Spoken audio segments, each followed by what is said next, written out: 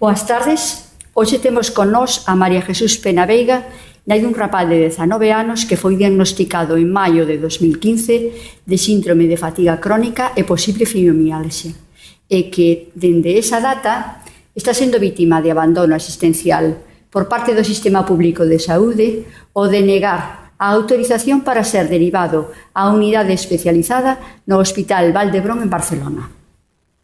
María Jesús, contanos, por favor, cal é a situación do teu fillo e como foron os acontecementos durante todo este tempo? O fillo padece de síndrome de fatiga crónica, que é unha enfermedade que ten varios síntomas. Entre eles son a fatiga, que non mellora tras o repouso, problemas inmunitarios, problemas neurocognitivos, problemas digestivos. O meu fillo actualmente ten 19 anos, está desde os 13 anos sin escolarizar, tuvemos profesor na casa, a verdade é que ten un grupo de amigos que sempre o volve a chamar a pesar do moito tempo que, debido á súa enfermedade, ten que estar na cama, en repouso. O único que nos saben decir os médicos que visitamos é que sempre que non estea tan mal, convenlle facer exercicio físico moderado.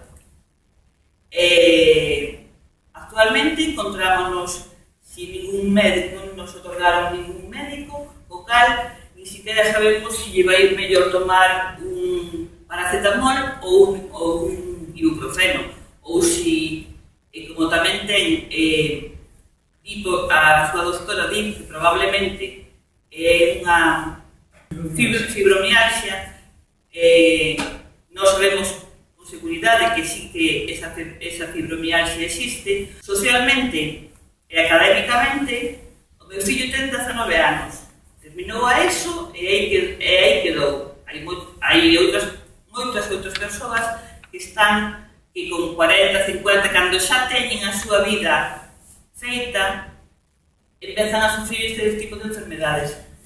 Desgraciadamente, eu só conozo o meu fillo e o rapaz catalán que empezaron con 13 anos a sufrir esta doenza. A nos xa fai, desde que ele tiña 13 anos, nos diagnosticaron o síndrome de fatiga crónica e fibromialgia. Sin embargo, na sanidade pública galega foi otorgada esta patoloxía, digamos, en marzo de 2015. Desde marzo de 2015 hasta onte, 13 de abril de 2016, non supemos nada da Xunta de Galicia, da Consellería de Sanidade neste caso, de como proceder a enfermedade estamos desprovistos totalmente de unha sanidade para ele. Desde maio de 2015 hasta onte falamos con direccións, con xestión, no Barbanza, no hospital, no Chus.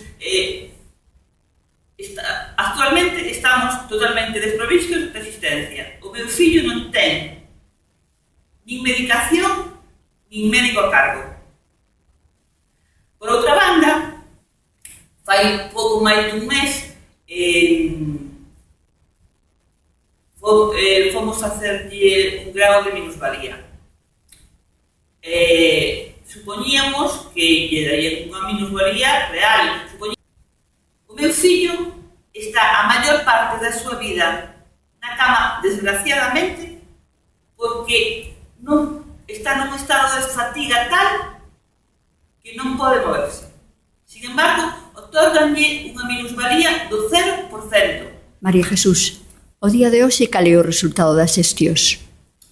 Pois ben, onte, que foi 13 de abril, chamaronme da Xerencia do SUS indicándome que a derivación estaba concedida para o hospital, despois de ter realizado as dúas denuncias ante Xerencia, por fin me chaman dicindo que está concedida a derivación para o Hospital de Valdebrón.